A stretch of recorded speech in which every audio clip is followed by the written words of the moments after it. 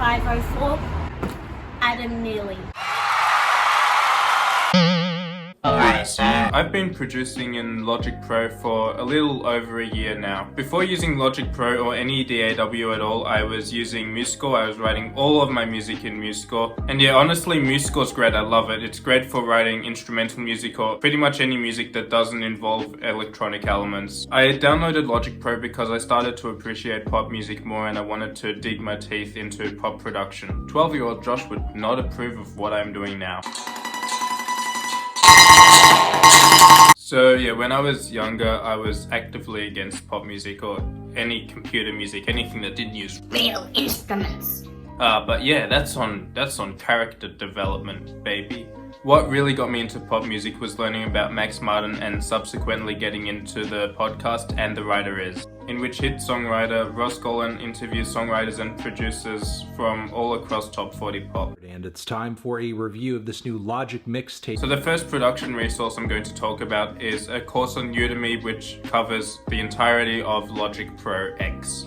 Or Logic Pro 10, whatever you want to call it. So in order to be a producer, you need to know your DAW inside out. It's like if you want to write a book, you need to know your language inside out. It's easy. So yeah, the first time through the course, I just watched through the videos. I didn't worry about applying it because I just wanted to get like a broad overview of the Logic Pro course. And now what I'm doing is I'm watching through the videos again, but after each video, I'm like going into my DAW, going into Logic and trying to write a song or write any kind of music that applies the lesson from the course, because otherwise you won't internalize it, you know? I love books. My next production resource are the Rockschool Books. So the Rockschool system is a graded system from grade 1 to grade 8. The great thing about Rockschool is that it's DAW agnostic, which means it can apply to any DAW. And it covers broad general production concepts that pretty much apply anywhere.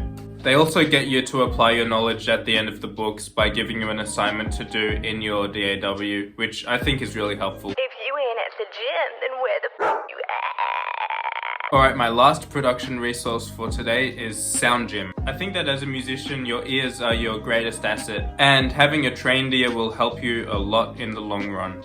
So fortunately for me, I've already done a lot of the harmonic, rhythmic, and melodic ear training throughout high school. But where I think I fall short is the production side of ear training. So like hearing which frequencies are which, hearing more compressed sounds than others, all of that kind of stuff I think I fall short on, but Soundgym is great for training your ear for that. So the way Soundgym works is a game-based system, so you're playing games that relate to stuff like EQ, compression, and reverb. All of those different production parameters, you're playing games. So like, which frequency is this? Kind of, like, yeah. You know?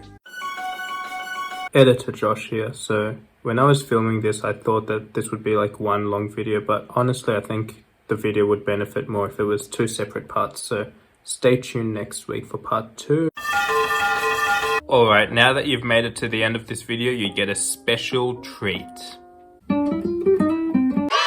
You're welcome. If I get to 69 subscribers by the next time I upload, which will be exactly a week from now, I will play the lick twice. And if that's not incentive to subscribe, then I don't know what is. Also, if this video gets to 30 likes by next week, I will come to your house and I will drink water.